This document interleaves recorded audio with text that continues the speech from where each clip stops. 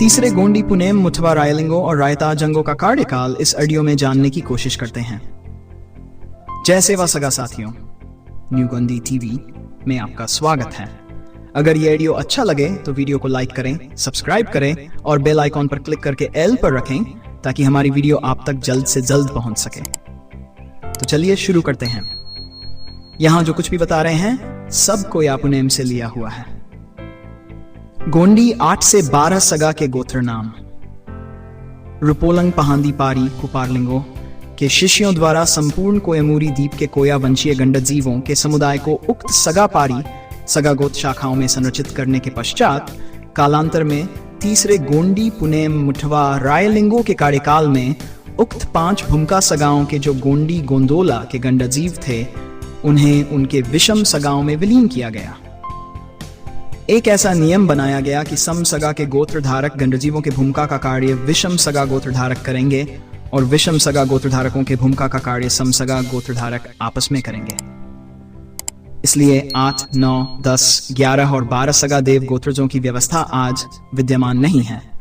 प्राचीन काल में अर्थात गोंडी पुनेम मुठवा रायलिंगो के कार्यकाल में रायतार जंगो और रुपोलंग पहांदी पारी कुपारलिंगो के सगाओं में आपसी सगा पारी संबंध स्थापित करने में दिक्कत होने लगी।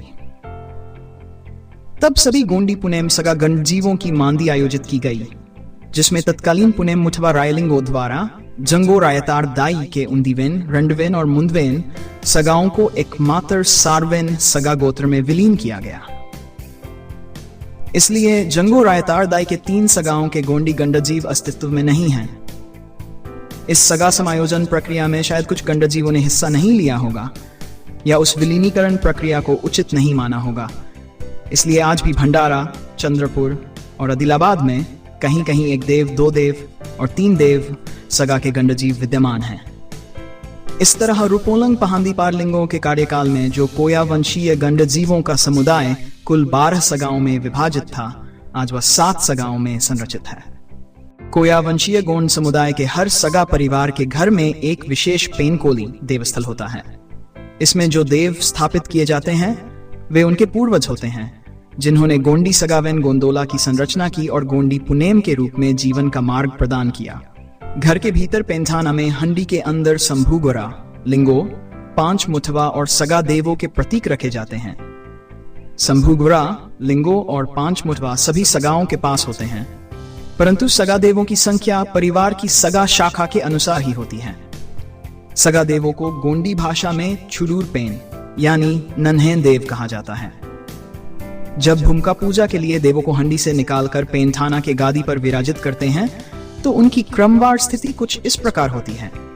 पहली पंक्ति में चावल के मूठ पर संभुगोरा का प्रतीक रखा जाता है, क्योंकि उन्हीं के मार्गदर्शन से गोंडी सगा देवों की मुक्ति हुई थी।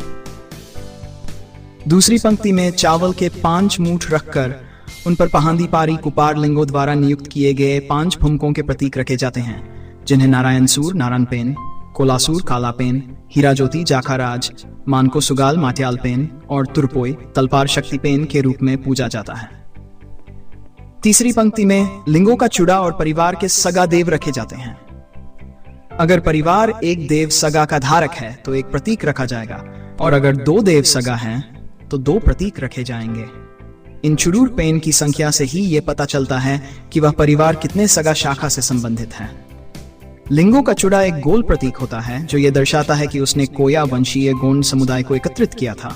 इसे सकरहाई यानी संकलनकर्ता देव भी कहा जाता है। इन देवों के प्रतीक कुवारी लोहे से बनाए जाते हैं और यह कार्य गोंड समुदाय के ओतारी या वतकारी करते हैं। नारायण पेन का प्रतीक केवल शंख के रूप में होता है। इसके अलावा हर घर में धनबाई, धन ठाकुर, गाथा पीठ, साना डुम्माल, दुर्गा पाठ आदि देव भी स्थापित होते हैं, जिन्हें सुबह और शाम भोजन ग्रहण करने से पहले छिटकी चढ़ाई जाती है। इस प्रकार गोंडी सगा देवों की संरचना से कोया वंशीय गोंड समुदाय के सगाओं की पहचान होती है। अगर आपको यह ऑडियो अच्छा लगा हो तो वीडियो को लाइक करें और चैनल को सब्सक्राइब करें। मिलते हैं अगली वीडियो और ऑडियो के साथ। जय सेवा।